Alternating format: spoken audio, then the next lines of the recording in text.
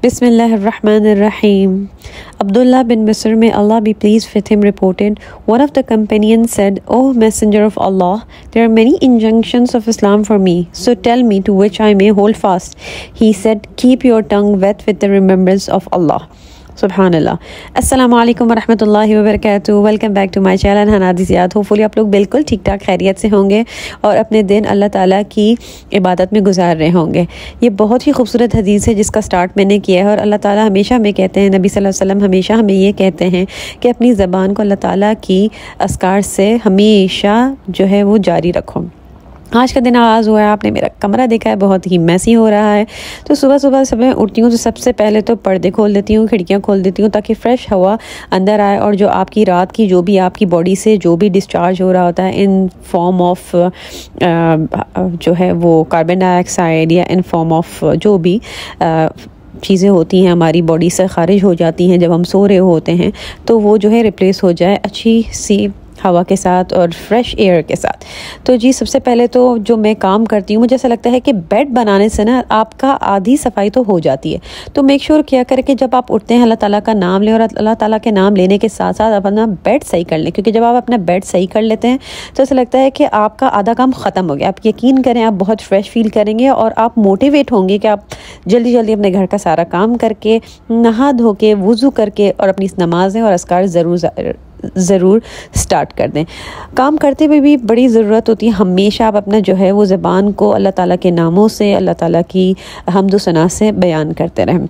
इससे आपके घर में बरकत होगी, आपके काम में बरकत होगी और यकीन करें आपको ऐसी पावरफुल जो है वो हेल्प मिलती है कि ऐसा लगता है कि झटपट सारा काम हो गया और आपको पता भी नहीं चला और थकन का एहसास नहीं हुआ। तो जी ये मेरा बेड जो है वो बिल्कुल कंप्लीट हो गया है। बस मैं अपनी कुशनिंग वगैरह को जो है थोड़ा सा फ्रेश कर रही हूँ, उसके बाद जो है मैं आगे अपने काम को बढ़ूँगी। लेकिन काम करते करते वक्त मुझे बहुत सारी जो है ना वो चीज़ों का ख्यालात आते रहते हैं जो बीच में मैं कभी जैसे ही मुझे मौका मिलता है मैं उसे लिस्ट डाउन करने की कोशिश करती हूँ। तो मैंने एक पेन होल्डर और जो है पेपर हमेशा साइड टेबल पे रखा होता है कि जी मुझे कुछ भी याद आ रहा होता है तो मैं फ़ौरन से झटपट से जो है ना उसे याद कर लेती हूँ। अगर आप जो है वो अपने कंफर्टर जो है अपने बिस्तर पे रख रहे हैं, क्योंकि आप देख रहे होंगे कि हल्की हल्की सी जो है वो ठंडी ठंडी जो लहर जो है ना सर्दी की आ चुकी है। अल्हम्दुलिल्लाह कराची में फाइनली विंटर्स का आगाज़ हो चुका है। ऑफ कोर्स पंखे तो अभी बंद नहीं हुए हैं, लेकिन कभी कभी ऐसा दिल चाह रहा होता है कि पंखा बंद कर दें, लेकिन पंखा बंद करें तो गर्मी हो जाती है, पंखा खोले तो सर्दी लग रही होती है। तो ये कंफर्टर्स जो है हमारे निकल चुके हैं, बेड पे आ चुके हैं और बेड पे आने से पहले इनको अच्छी तरीके से वॉश कर लें। Don't forget to add Dettol और हवा देनी और धूप देनी बड़ी ज़रूरी होती है। आखिर में मैं अपने बेड को ज़रूर एक टच देती हूँ, थोड़ा सा वो होटल जैसा जो है वो टच आता है और आपका बेड बहुत ही खूबसूरत लगता है छोटी छोटी डालने से। इसका एक आइडिया ये भी है कि आप जो है पुरानी जो आपकी शॉलें हो चुकी हैं जो आप इन्हें इस्तेमाल नहीं करते उनको एज आ जो है वो इस तरीके से आप बेड पे जो है डाल के बेड को अपना बड़ा खूबसूरत सा एलिगेंट सा बना सकते हैं। तो जी हो गया मेरा रेड बेड बिल्कुल कम्प्लीट और देखें आप बस ऐसा लग रहा है कि आधा काम तो मेरा हो ही गया है। हालाँकि ऐसी बात नहीं है, अभी तो बहुत सारी सफाइयाँ बाकी हैं। तो उसके बाद जो है वो मैंने जो छोटी छोटी साइड पे चीज़ें हम रात को अक्सर सोते हुए जो छोड़ देते हैं ना वो सारी कंपाइल करना शुरू की है। तो कंपाइल करते करते मुझे ये ख्यालात आ रहे थे बार बार कि आज जो है वो बच्चों को मैंने क्या कराना है। तो मैंने बच्चों को एक एक्सरसाइज दी थी कि आपको जहाँ जहाँ भी जो है वो छोटी छोटी चीज़ें नज़र आ रही हैं आपने जो है वो अल्लाह ताला का शुक्र अदा करना है, ग्रेटिट्यूड शो करना है और उसके बाद जो है उन चीज़ों को उठाते रहना। तो इस तरीके से आप सवाब भी कमाएंगे। तो मेरे बच्चे स्कूल से आ चुके हैं और आप इतनी सारी दवाइयाँ जो देख रहे हैं ना वो मेरी छोटी बेटी के लिए, क्योंकि ये मौसम बल्कि पिछले 4 महीने से वो बहुत ज़्यादा बीमार है और बहुत सारी चीज़ों को फेस कर रही है। तो इसलिए सारी चीज़ें जो हैं दवाइयाँ, मुझे ख्याल आया कि भाई काम तो चलते रहेंगे, सेहत है क्योंकि जान है तो जहान है, तो उसकी सेहत का ख्याल करते हुए जो है वो मैं आगे भी आपको बहुत सारे टिप्स दूंगी। क्योंकि मेरे बेटे को अस्थमा था, लेकिन अल्हम्दुलिल्लाह अब वो क्योंकि 11 साल का हो चुका है तो उसका अस्थमा आप समझ लें 99% क्योर हो चुका है। काफ़ी टोटके किए हैं, काफ़ी मैंने परहेज़ की है और मेडिसिन में भी था और काफ़ी अच्छे डॉक्टर्स को भी दिखाया है। One of the very famous doctor in Karachi पूरे पाकिस्तान में डॉक्टर गफ़ार बिल्लू, शायद आप लोगों ने नाम सुना होगा। He is a very known paediatric और काफ़ी अच्छी तरीके से उन्होंने इसको लुक आफ्टर किया है और अल्हम्दुलिल्लाह वो बिल्कुल ठीक है। लेकिन मैं आपको इंशाल्लाह ताला आगे वीडियोस में जो है वो मैंने इसका कैसा ख़्याल किया और अपनी छोटी बेटी जो मेरी 3 साल की है मैं उसका कैसे ख़्याल कर रही हूँ, क्या क्या टोटके करती हूँ, कौन सी दुआएं पढ़ती हूँ, किस तरीके से मैं दम करती हूँ, कौन सी किस्म की मैं उसे सूप पिलाती हूँ, कौन सी किस्म के कहवा पिलाती हूँ, शहद में कितनी दफ़ा देती हूँ, एक्सेट्रा एक्सेट्रा। बहुत सारी ऐसी चीज़ें हैं जो आप अगर करें तो आपके बच्चे नॉर्मल खांसी ज़ुकाम से बचे रह सकते हैं, क्योंकि इस मौसम में बहुत ज़्यादा ये चीज़ें स्टार्ट हो जाती हैं।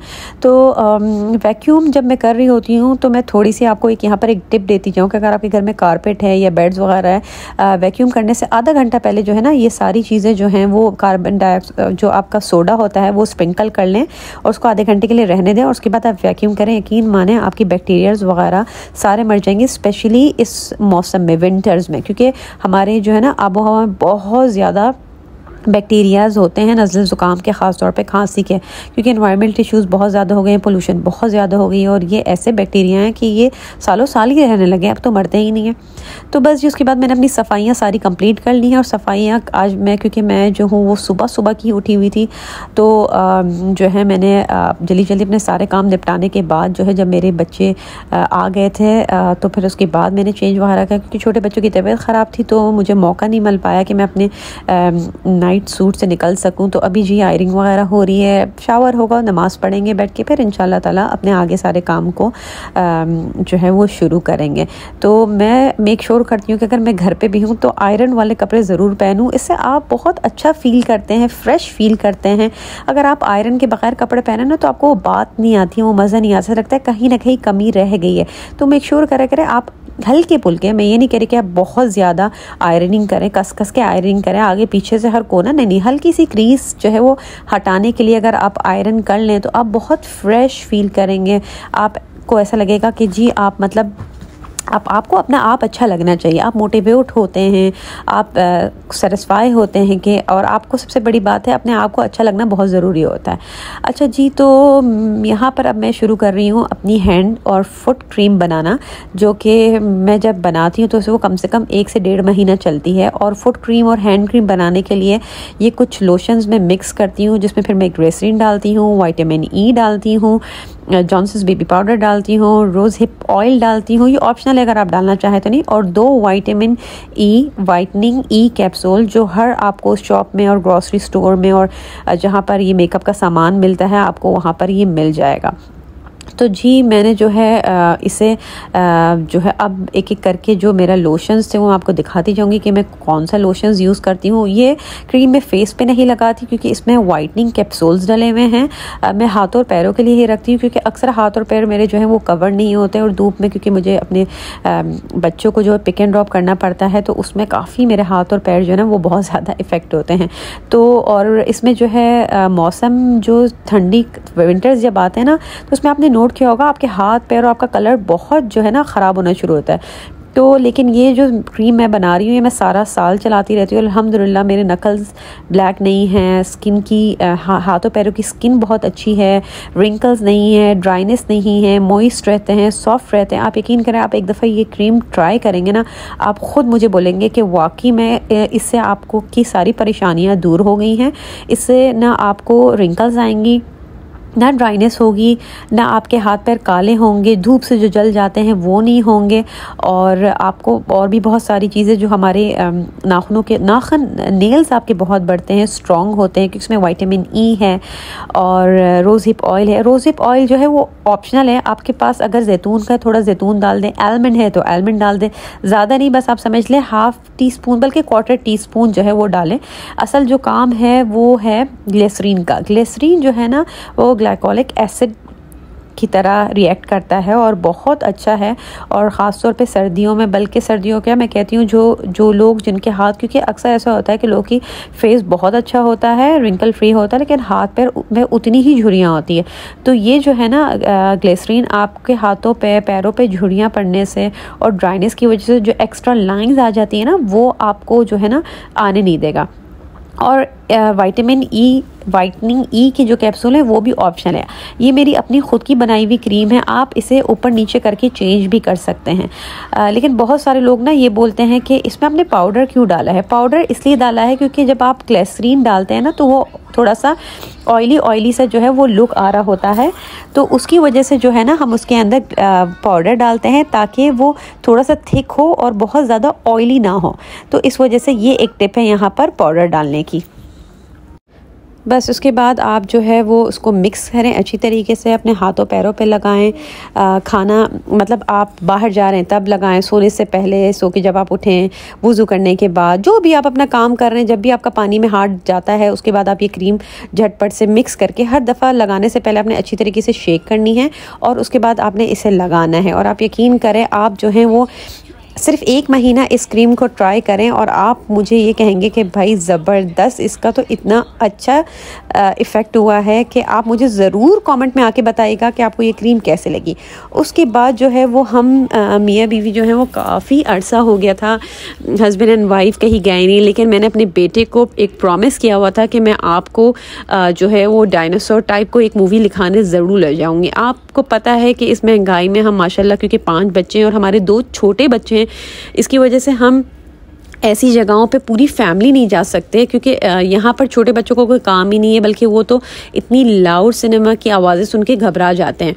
तो मैंने इनको छोड़ा है अपने 2 बड़ी बेटियों के पास और हम लोग, मैं, मेरे हस्बैंड और मेरा बेटा, क्योंकि ये बहुत अरसे से मेरे पीछे पड़ा था कि मुझे डायनासोर वाली कोई फ़िल्म देखनी, क्योंकि बहुत ज़्यादा फैसिनेटेड है और डायनासोर के बारे में इतनी डॉक्यूमेंट्रीज़ पढ़ता है, इसके पास बुक्स हैं, टॉयज़ हैं, ये ड्राइंग भी सिर्फ डायनासोर की करता है और इन पर्टिकुलर एक ही डायनासोर जो कि इसे पसंद है, ट्राइनोसॉर्स टी-रेक्स। तो इसको मैंने सरप्राइज़ दिया था कि देखो आज हम एक जगह पर जा रहे हैं, मैंने इसे बताया नहीं था, लेकिन जैसे ही हम सिनेमा में पहुंचे तो बहुत एक्साइटेड हुआ था। और यकीन करें ये अस्करी 4 का सिनेमा है, हमारे घर से बहुत करीब है और ये बहुत अच्छा, बहुत मेंटेन सिनेमा है। और जो है वो हमारे पास, हमने ये 3D वाली मूवी थी। यहाँ पर आप मेरे हस्बैंड और मेरी बेटी की एक्साइटमेंट देख सकते हैं। अल्हम्दुलिल्लाह अला कुल्ली हाल, माशाल्लाह ज़रूर बोलिएगा। तो उसके बाद ये थोड़ी सी पुरानी हमने बनाई हुई थी, अपलोड करने का टाइम नहीं मिला, तो आज मैंने कहा चलो आपको अपलोड करके दिखाऊँ। बस हमने यहाँ पर पॉपकॉर्न्स और ऑफ कोर्स मैं जहाँ भी जाती हूँ मेरे लिए कॉफ़ी मस्ट होती है। मैं प्रेफर करती हूँ कॉफ़ी इंस्टेड ऑफ ड्रिंक्स मैं और मेरे बच्चे बिल्कुल भी नहीं पीते। उसके बाद हमने यहाँ पर जो है मैंने 3D ग्लासेस जो है ना वो हमेशा से संभाल के रखे, तो कभी भी ऐसा नहीं हुआ कि हमें ख़रीदने पड़े। तो 3 लोगों के लिए जो है वो टिकट थोड़ा सा रीज़नेबल पड़ गया था। हम मदर जो है ना वो हमेशा रयाकारी से चलते हैं और हमें ऐसे ही चलना चाहिए।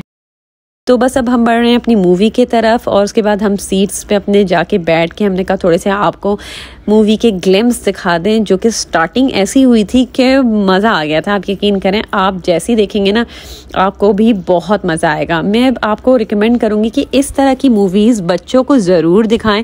बच्चे बड़े फैसिनेट होते हैं और बच्चों को बड़ा मज़ा आता है, लेकिन मेक श्योर किया करें कि कोई भी मूवी देखने से पहले आप उसको अच्छी तरीके से बैठ के देख लें। और अगर आपको ऐसा लगता है कि एक भी सीन आपके बच्चे को इफ़ेक्ट करेगा तो फिर मत दिखाइए। बट इस मूवी में ऐसा कुछ भी नहीं था, इसी वजह से मैंने इसके पहले सारे रिव्यूज़ वगैरह देख चुकी थी और पार्ट 1 भी मैं देख चुकी थी और मैंने अपने बच्चों को बड़ी आसानी से दिखाया। शुरुआत तो टी-रेक्स से हुई है, लेकिन उसके बाद टी-रेक्स का जो हशर जो मैग ने किया ना वो तो भाई मज़ा ही आ गया था। तो होपफुली आपको मेरी ये व्लॉग बहुत पसंद आएगी। अगर पसंद आएगी तो प्लीज़ मुझे कॉमेंट में लिख के बताइए और मुझे ये भी बताइएगा कि आपने मेरी क्रीम ट्राई की है या नहीं और आपको कैसे लगी। तो अपना बहुत ख्याल रखिएगा। Be positive, leaving you with a positive note. Until next time, take care of yourself. Ma'assalam. Do not forget to subscribe to my channel. Allah Hafiz.